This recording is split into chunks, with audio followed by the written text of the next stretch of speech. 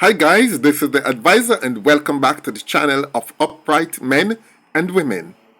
Guys, first of all, I need to say this. A few more people purchased some of my t-shirts today. My miserable brand. And I must say again, thank you, thank you, thank you.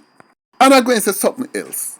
You see the heights that Marcus Garvey reached in the 1930s? So who put him up there, sir? Black people. The most famous man in the world at the time was Marcus Garvey. And a white man don't have nothing to do with it. It was black people who put him there. Because black people realized that their leaders, their messiahs, their teachers are not going to come from the slave masters. It's going to come from their own. And if J. Edgar Hoover and the Ku Klux Klan and the others who was in the early Democrat Party at the time never planned and let the FBI take him down and imprison him, black people would have wake up long time. Why? Because it was all funded by black people. He would have had so many ships out at sea from the Black Star Line. J. Edgar Hoover, along with Franklin D. Roosevelt, never pulled together and take him down, we wouldn't be in the situation we are today.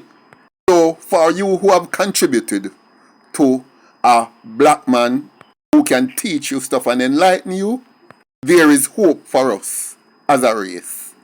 Enough respect, my people.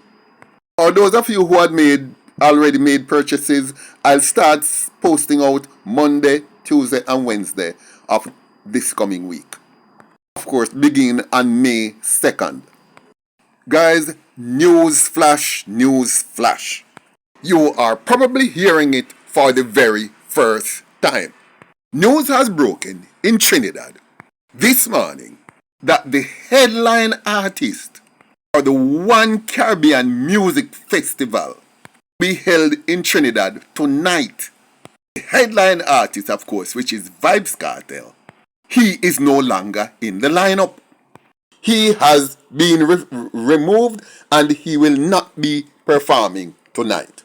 Now, this festival being held in Trinidad at the Queen's Park, Savannah in Port of Spain is supposed to be the most eventful and celebrated entertainment event to be held in Trinidad, not just for this year, but in quite a while. And Vybz Kartel had planned on doing this for several months now. People are also coming from all over the world to see this show in Trinidad tonight. And it also have a lineup of artists from across the world. Even Sizzla and Chronic Law are going to be there. So you will ask, what went wrong? Well, I'm going to tell you what I am hearing, not proven to be a fact yet. But let us follow the crumbs and see where it leads. And I'll first give the background. The authorities in Trinidad issued a visa to Vybz Kartel and a work permit for him to perform in that country, and it was issued Monday, May 26th. I hear that he flew out on Wednesday the 28th. That's just Wednesday gone. And of course, he would have to return to Jamaica, leave Trinidad, and go anywhere, but him have to leave Trinidad by the latest Monday, the 2nd of June. And notedly, there are certain conditions under which he were allowed to enter the country. And I'll just list some of these. Although, let me state, this have nothing to do specifically with why he's not performing. That's not the information I have at this time. I'll give you the information for that in a short while. But I'm just looking at how Trinidad treat Vybz Kartel or his reputation. Now, here are some stipulations under which the visa and work permit were issued.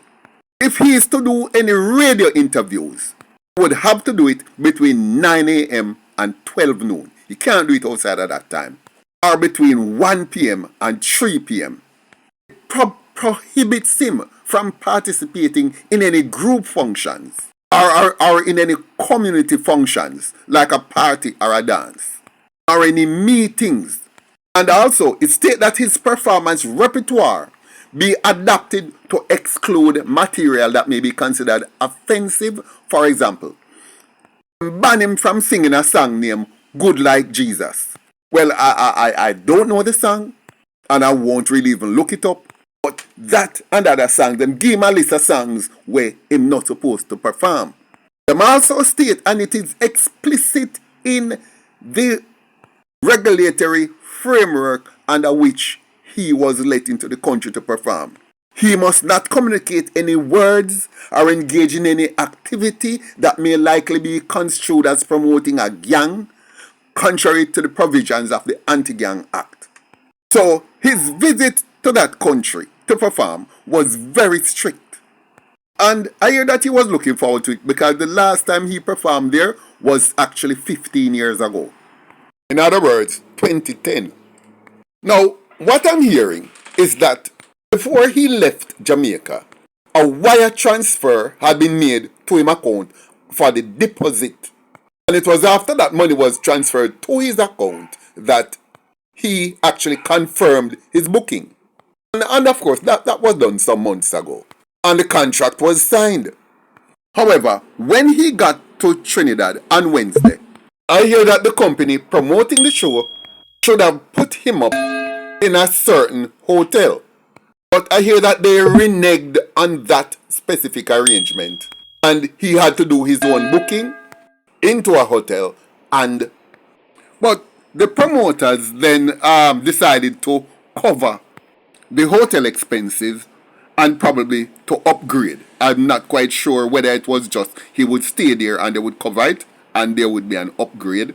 But whatever the case, I hear that there was some mix-up with the hotel. Now, this is him when he arrived there on Wednesday, surrounded by some of the artists, people who are going to be performing on the show. On the left is Lady Lava. She calls herself the Queen of Freaks. I wonder if she did freaky like Lady Star. I'm going to look up her video and see how freaky she is. Yeah man, Lady Lava, Keisha Harris is her right name. That's her on the left, in the black. Next to her is Molly, Molly, M-O-L-I-Y. Me no know. That next somebody. Yes, I'm a big performer. And then Vybz himself and one other somebody. And there is this other Trinidad artist who in the lineup, them call him Pretty. Him just want to say pretty, but him don't know if he say pretty. Him say Pretty. See me in pink suit with a top well look more like a blouse. This was taken at a brunch on Wednesday night after he arrived. After Kartel arrived there. Any man me see dressed like this, you know. Him suspect. I won't say suspect of what, but him suspect S-U-S-P-E-K. Because this is Jamaica. Right? So that's how we say it. But here's the second thing now. Up to this morning, when Vybz Kartel went to get the balance of payment, he actually was telling them that he needs to get a certain amount of money. But according to a spokesman, Jonathan Gomez, who represents the promoters,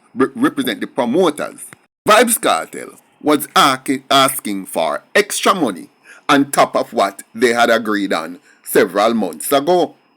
The company said, listen, this is what we had agreed on and this is what we're going to give you.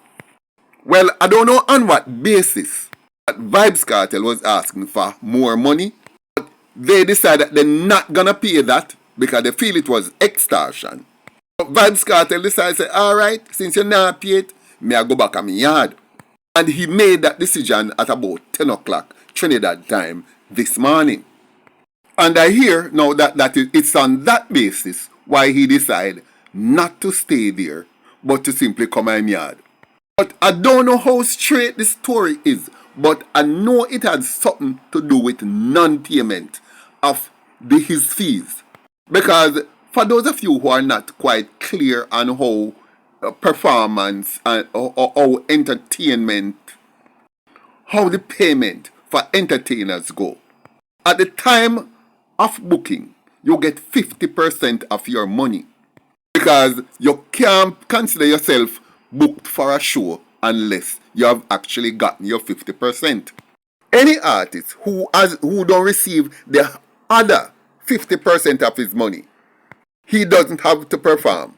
And the promoter has forfeited the previous payment, the previous 50% that he has made. So that is a stipulation in most contracts like this. But having said that, I do not know the specific terms under which this artist and the promoters had agreed on. But I'm just using this standard as a basis to say it has something to do with non-payment. Well, as of this afternoon, he's still in Trinidad, so I don't know if they will work something out. But up to the point where I was making this video, it had come on the news in Trinidad that he will not be performing. And the reason given was for contractual obligation, or more specific, for forfeiture of contractual obligation. By tomorrow morning, all should be clear, and I'm keeping my ears to the ground, and if any new developments, I'll let you guys know in a post tomorrow. Thanks for watching. Like, share, leave a comment below, and I look forward to seeing you in my next video.